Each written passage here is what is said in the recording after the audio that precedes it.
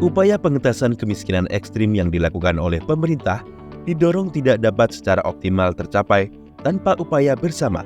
Di Indonesia, dalam semangat Gerakan Nasional Revolusi Mental, upaya bersama itu disebut dengan gotong royong. Sebagai salah satu dari 3 nilai dasar Gerakan Nasional Revolusi Mental, gotong royong merupakan nilai utama. Dirumuskan oleh Presiden pertama Indonesia Insinyur Soekarno, gotong royong merupakan budaya masyarakat Indonesia dari Sabang sampai Merauke. Dalam misi pengentasan kemiskinan ekstrim ini, gotong royong merupakan faktor kunci.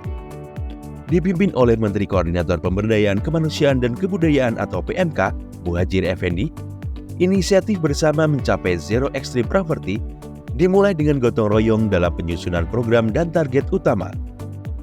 Secara khusus, Presiden Joko Widodo memerintahkan Kementerian Koordinator Pembangunan Manusia dan Kebudayaan untuk menetapkan pedoman umum percepatan pengentasan kemiskinan ekstrim beserta data dan target yang menjadi prioritas. Pada tahun 2021, pemerintah telah melakukan upaya pengentasan kemiskinan ekstrim yang berfokus pada daerah pesisir di 7 provinsi dan 35 kabupaten kota. Pada tahun 2022, Kemenko PMK memperluas cakupan wilayah penghapusan kemiskinan ekstrim di 25 provinsi dengan 212 kabupaten kota.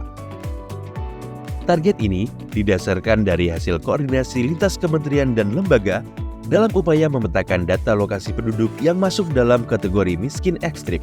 Pendataan ini dilakukan dengan sistem by name, by address, sesuai dengan perintah Presiden Joko Widodo nomor 4 tahun 2022 tentang percepatan pengentasan kemiskinan ekstrim.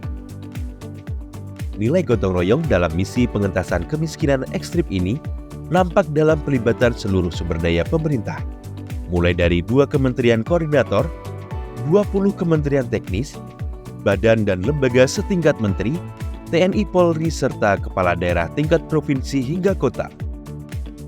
Upaya bersama ini kemudian dilaksanakan dengan pembagian tugas bersama sesuai dengan fungsi masing-masing kementerian dan lembaga. Kementerian Pendidikan, Kebudayaan, Riset, dan Teknologi misalnya, diperintahkan untuk memberikan akses layanan pendidikan untuk kelompok masyarakat yang masuk dalam kategori miskin ekstrim dengan memberikan kartu Indonesia Pintar. Kementerian Sosial diberikan perintah untuk melakukan pemutakhiran data serta pemberian program Keluarga Harapan sesuai dengan target yang sudah ditentukan. Pada implementasinya, upaya pengentasan kemiskinan ekstrim ini juga tengah dilakukan hingga sektor rukun tetangga. Sebagai ujung tombak keberhasilan misi menuju Zero Extreme Poverty, Satuan Kerja Rukun Tetangga berperan penting dalam memetakan dan memastikan sasaran pengentasan kemiskinan ekstrim mendapatkan uluran tangan yang memadai.